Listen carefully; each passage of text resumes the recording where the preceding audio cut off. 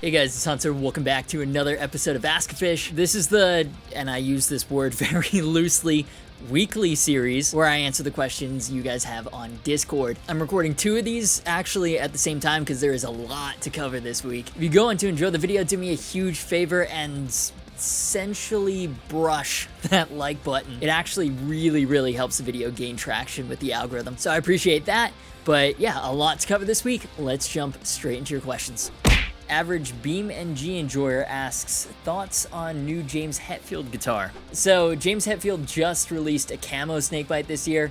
I joked at the time that, you know, what are we sending Snakebytes in to conduct spec ops? And I was corrected in the comments. It's not a military thing, it's a hunting thing, apparently. Different camo, who knew? But if you thought we were done, nah. Now he's been seen playing a new Snakeskin Snakebite. Oh God, no. Because of my name, I guess I should be more into these hunting themed looks, but I mean, it's very polarizing. Not in a, I have a moral objection to hunting kind of way, more in just a, they're kind of really ugly kind of way. And I get it, a lot of people love the camo. The split seems to be about 50-50. So that's why personally, I don't think they're gonna have two back-to-back hunting themed signatures. Like ESP would be going after the same exact niche target audience twice in a year, and that just doesn't make sense. On the other hand, sure, why not pump out as many Hetfield signatures before Gibson announced he's joined them part-time too with that 84 Explorer. And listen, I'm all for different variations of the Snakebite. It would be really cool if they did like a natural wood version, Ken Lawrence style Snakebite or something. Even better, it's been a long while since we've had a new Hetfield single cut, right? Natural wood, Ken Lawrence style Eclipse. I think something like that would be more universally accepted than a Snakebite in snakeskin. Or how about a non-limited baritone Snakebite, you cowards? Yeah, I don't know, man. Just not into this one, but that's just my initial reaction. Snakeskin Snakebite, yay or nay? Let me know what you're thinking. But you know what I am into though? Telling you about today's sponsor, Ridge. That was so fucking lamely moved. And if you watch as much YouTube as I do, you've probably heard about them before and how they're redefining the wallet because traditional wallets kind of really suck. They're big, they're bulky, they somehow accumulate useless stuff, and that just doesn't happen with Ridge. And they're not just a sponsor, this is the one I actually use every day. I love that the designs are sleek, small form factor that can fit into your front pocket. The plate's made of aluminum, titanium, or carbon fiber, or RFID blocking to block scammers from stealing your information, and they're held together by a durable elastic band. The quality is excellent, and to back it up, each wallet comes with a lifetime guarantee. They also make the key case, essentially a sleek, durable, lightweight wallet for your keys. There are loads of colors to choose from to match your style. I'm currently using Forged Pacific. They make awesome last-minute birthday gifts. I got my buddy Navy Aluminum. He loves it. So if you want to see why so many people are switching over to Ridge Wallet, head on over to ridge.com/AGGufish. If you use my code AGGufish, you'll get 10% off your order and free worldwide shipping. Link will also be in the description, and of course, clicking that helps support the channel by letting them know that I sent you. And while you're checking out your new modern minimalist wallet, let's talk more about guitars. Now, today I thought we'd change things up a bit. I've been told that a lot of people use this series as a way to keep up with new releases. Usually I'd run through all that at the end of the video, but there have been some really interesting ones this week. Thought we could talk about them real quick, and then we'll get back into your questions. So keep this on your radar. Gibson has reintroduced the Faded series. Now, when I first heard about this, it was like, yes. The Faded series, from what I remember them a couple of years ago, was always super fun. At least the first ones I tried had these subdued open pore satin finishes, which personally I think feels better than gloss nitro. None of that stickiness. But the biggest thing is that they were always very affordable, in part because a thick gloss finish takes much more time. The Faded series was considered kind of the step below the Tribute series, and the pricing reflected that. So a really fun series. When you got a good one, at least. I played one in 2009 that was fucking terrible. But in concept, satin finish, Grover tuners, Gibson USA pickups, made in the USA, and affordable, fun series. And that's kind of what this latest incarnation is, but also not. The Faded series was discontinued when Gibson separated their product lineup into the original and modern collections, and the Tribute series kind of took the sole place as the really stripped down but still proper Gibson USA spec series. And so what they've done with this iteration of the Faded series is satin open pore versions of the Les Paul and SG standards. You've got a faded standard 60s with the slim taper neck and 60s burst buckers in vintage cherry sunburst, and a faded standard 50s with a rounded neck and in vintage honey burst. That vintage honey burst color and in satin, I'm really liking that. Burst Bucker 1 in the neck, Burst Bucker 2 in the bridge, both uncovered a la Slash. Both are $24.99, $300 less than the regular standard 50s and standard 60s. Hardshell cases and a double aim flame maple top instead of the triple A flame on the regular standards. And then on the SG side of things, a standard 61 faded with a Maestro Vibrola, vintage cherry, of course. Slim taper neck, Burst Bucker 61R 61T set. $200 cheaper than the gloss standard 61. The faded series also got 3 acoustics, a J45 50s in faded sunburst, a J35 30s in natural, and a hummingbird also in natural. And yeah, they're acoustics. They make acoustic guitar sounds. Cool. Back to electrics. I don't know, man. Like, I get that they're more affordable versions of the LP and SG standards, which is always great. The satin finish feels awesome. They should wear really nicely. But these are like $2,000 plus faded series guitars.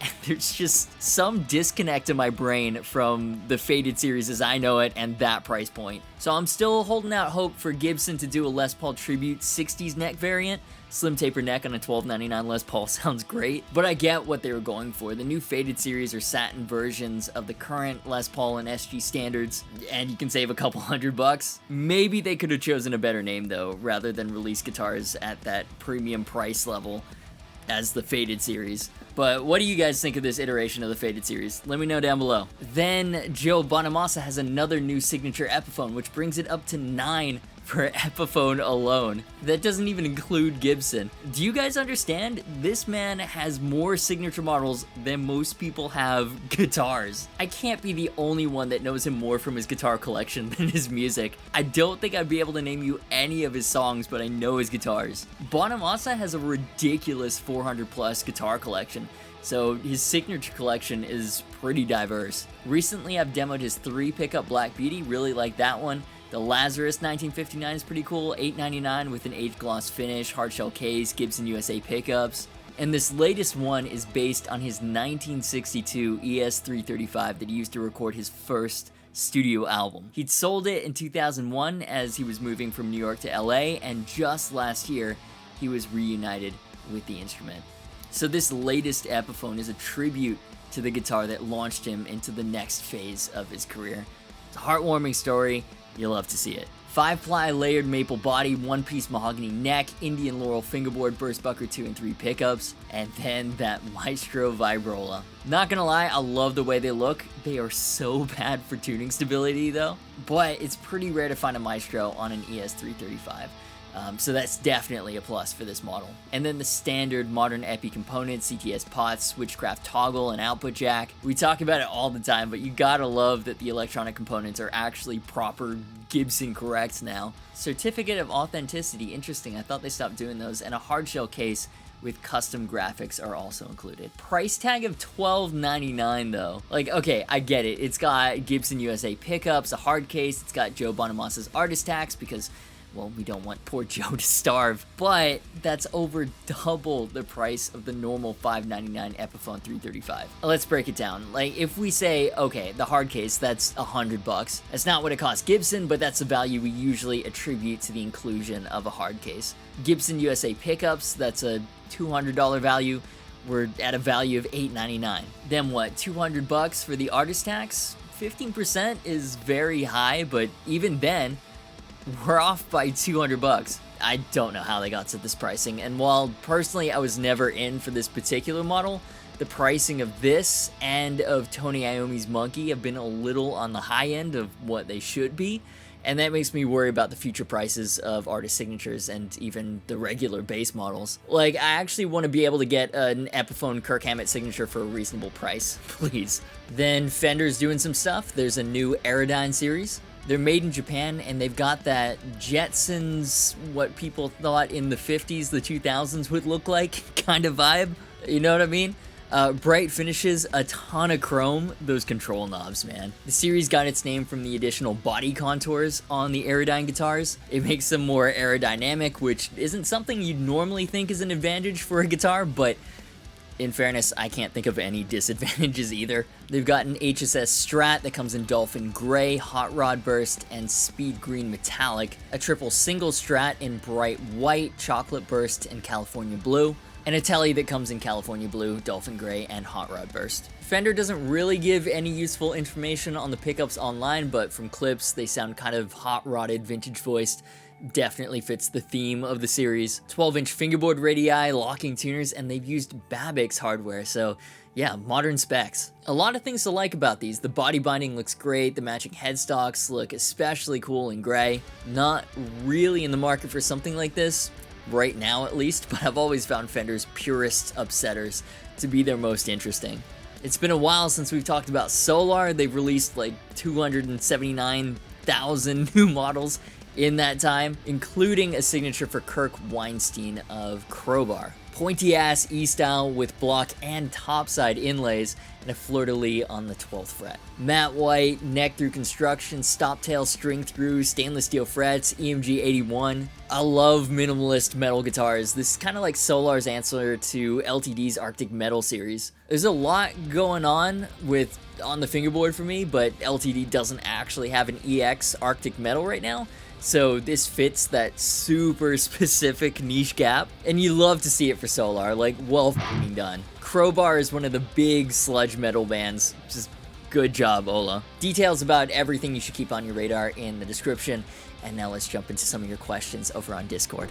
Mattman asks, when you inevitably get asked what you do for a living, what do you say and how do you explain it to people? My go-to answer is I play loud, angry, borderline unlistenable music on the internet, or at least that's how Shiv puts it. But it kind of depends who you're talking to. Like, my grandparents definitely do not understand anything about what I do. Well, that's not true. They understand it has to do with guitar. One thinks it's a written blog, and you know what? Fair play. On my mom's side, my grandmother and I don't really speak the same language, so it's difficult to explain. But I think she just thinks all I do is drugs. She tries to trick me. Bruh, last time I saw her, she asked what tattoos I have now and what drugs I take. Asian grandmas, man, they don't fuck around. But for the most part, I review guitars on YouTube. Works. People in my parents' generation always followed up with, and you can make money with that? Pretty good question, in fairness. I'm still trying to figure that part out. But yeah, I mean, doing YouTube full-time isn't nearly as uncommon as it was just a few years ago. If someone doesn't fully get it, it's usually more about the metal guitar aspect than it is the YouTube content creation aspect. Why do you listen to that? Why do they sound so angry? Maybe it's because of your dumb questions, Karen. I don't know. Metal's just the best. It sounds fucking awesome. I don't know. Number one Breaking Benjamin fan asks, what's the one guitar that a company sent to you for a video that you wish you got to keep? Oh man, just one? I'm gonna cheat. I can't stick to that because there have been quite a few. I might miss a few, but some that come to mind are Kirk Hammett's KH3 Spider, a Metallica single cut with the scalloped frets. Was very, very cool. It was one of the final production prototypes though, and Kirk needed it for something after the video. Bro already had greenies, so you think he could have let me keep this one. But it's cool, I'm over it. The PRS S2 McCarty 594 single cut, that's a mouthful, was freaking cool. The quality of those things are insane. It's pretty damn close to my Core Tremonti, but like half the price. The 594 in the name refers to the scale length. It's 24.594 inches, same as the legendary 59 burst, because Gibson made a measuring mistake back in the day. That's where McCarty comes from as well. Ted McCarty, former vice president of Gibson during the golden era. They worked together on this model. It became Paul's tribute to him. And if they made one in purple iris, like they got with the cores, I'd be seriously tempted to make a really irresponsible decision. PRS just makes some incredible stuff, man. I already know that the Dusty Wearing signature I just unboxed is going to be one I'm gonna regret having to send back after the demo. It's so fucking good. Bjorn Galot's Jotun white Les Paul custom with gold EMGs and a bottle opener on the back. I don't really think I need to explain myself on this one. Matt Hafey's Snowfall, I still think that's one of the coolest Les Pauls anyone has ever made. Epiphone, Gibson, anyone. You know, like spec-wise, it wasn't a huge departure from the regular Les Paul Access, but it was all whited out, including the fingerboard, white phenolic. They've done it a couple times with Brendan Small's Snow Falcon, Dave Rude's Flying V, but the only Les Paul has been Hafey's Snowfall. and now that they're discontinued, they're stupid expensive. Really wish I could have kept hold of that one. And the last one that comes to mind immediately is the Vola Quinton Godet 7-string signature. Made in Japan, Vola's a top tier builder, 7-string Strat with a roasted maple neck. I think that's all I really have to say. Epic guitar. But yeah, this is a pretty interesting one for me to return back to you guys. I've always wondered, out of all the guitars demoed on the channel, which is the one that you liked the best? Like, which guitar would you like to suddenly appear in your living room, no strings attached? But that'll do it for this week's episode of Ask-a-Fish. If you enjoyed it, don't forget to subscribe to my channel. That way I can personally drop guitar content and information into your sub feed. Massive shout out to all the amazing patrons who make this and all the other content possible. If you want to support the channel as well and get bonus extras, link in the description. You can also join as a channel member. That's a nice way to leave a tip if you're enjoying the content and support me directly. Social media, Discord, and affiliate links are down below. As always, thank you so much for watching. You've been awesome, and I will see you for the next video.